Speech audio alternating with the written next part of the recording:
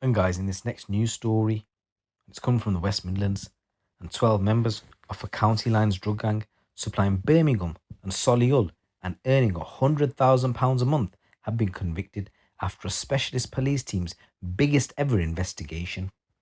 West Midlands Police's County Lines Task Force, set up 2 years ago, had its best results after executing 17 warrants on May the 23rd last year across the city and town.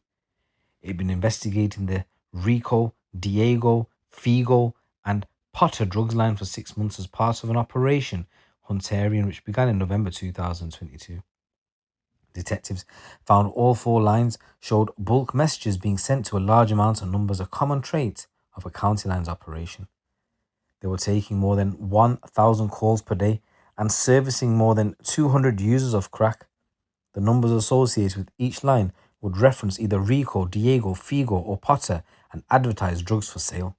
The operation was run like a call center. Brothers Adam and Harun Iqbal and Mohammed Usman were in control of the Rico line through two phone numbers operating in Hodge Hill. Adam and Harun were stopped by officers a number of times. Phones and IMEI numbers, which are unique international mobile equipment identity numbers, recovered from them linked them to the running of the Rico line. They frequently placed them in the same location as the phone line. During a search of their properties, when the warrants were executed, Harun and Usman were each found with the Rico line. Then you had the Diego line. Adam Slater and Tiana Phillips were both working for the Diego line on February the 3rd, 2023. They were stopped in their car in Solihull, where phone data showed the Diego line as being active in the area. Slater was stopped once again on February the 14th and two phones were recovered. Following analysis of the phones, one was identified as being used for the Diego line. The line was later dropped. February the 17th, Yazin Sadiq reactivated and switched the line to a different network. He also did the same with his personal phone number. However, through telecommunication investigations and CCTV inquiries, detectives were able to track the change and link Yazin to the Diego line. West Midlands Police spokesperson said this is a tactic often used by dealers to evade being captured by police. Then you got the Figo line. So investigations into the phone data associated with the Figo line showed regular communications between Mark Seeley and Amani Adams, who were working for the line along with Ilyas Sadiq, who controlled the line. The three men regularly exchanged messages, arranging meetups and drug drop-offs. Seeley's car was captured on CCTV a number of times parked outside shops where the Diego line would be topped up. Drug users would top up the line up in exchange for extra drugs, and a tactic often used by drug dealers to evade police. As the investigation gathered pace, detectives looked into the Potter line, which showed Anis Mahmood, Humaya ul Rahman, and Levi Mukwita in regular communication. Messages revealed Mukwita would supply drugs to all four lines.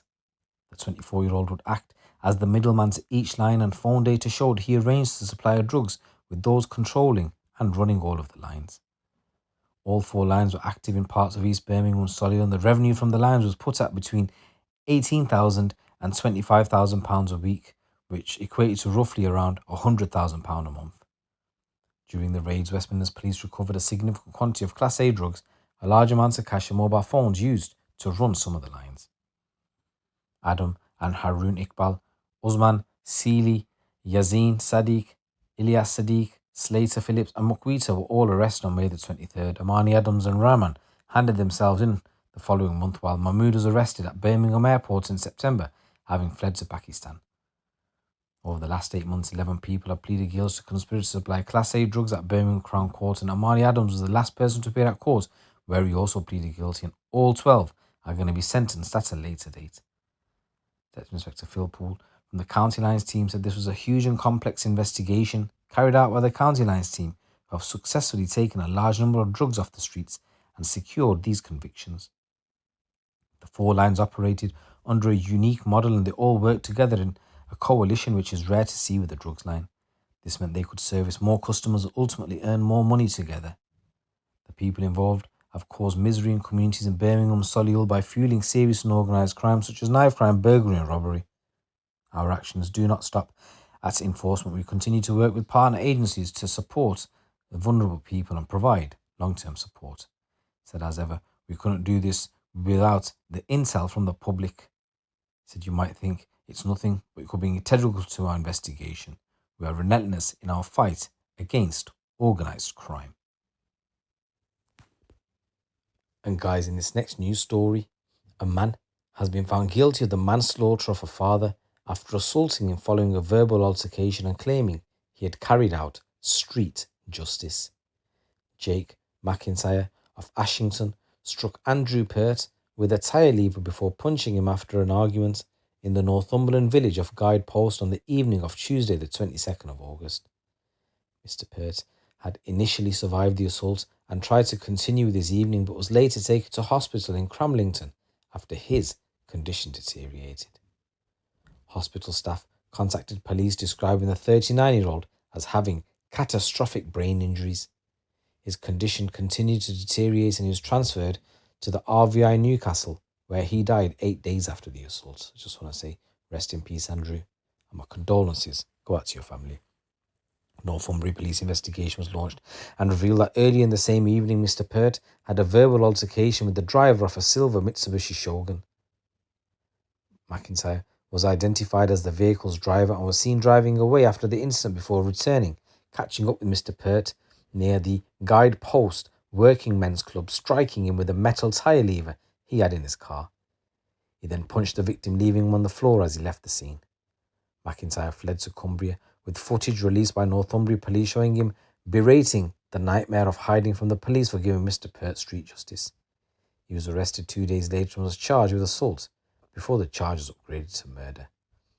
McIntyre was cleared of the murder charge after a 2.5-week trial at Newcastle Crown Court, but was found guilty of manslaughter instead. He has been remanded in custody and is going to be sentenced at a later date. Following the trial, Mr. Pert's family paid tribute to him, describing the 39-year-old as a loving family man who was a devoted father, brother, son, and friend who worked doing a job he loved as a senior design technician. The senior investigating officer for the case, Detective Chief Inspector Graham Barr, said the last 7 months will have undoubtedly been an incredibly difficult time for Andrew's family and friends, and I applaud their bravery and composure throughout this process. There was absolutely no reason whatsoever for the levels of aggression McIntyre showed that day. He had time to calm down, but he actually then returned to confront Andrew using significant force towards a devoted father simply because it felt disrespected. The pointless, violent behaviour has caused so much pain, and I hope that today can offer help and comfort to the family and the wider knit community of Guidepost. Nothing good ever comes from this type of behaviour, as we continue to see time and time again. In this case, there was nothing but heartbreaking consequences for all of those involved. Once again, I just want to say rest in peace to the victim and my condolences go out to the family.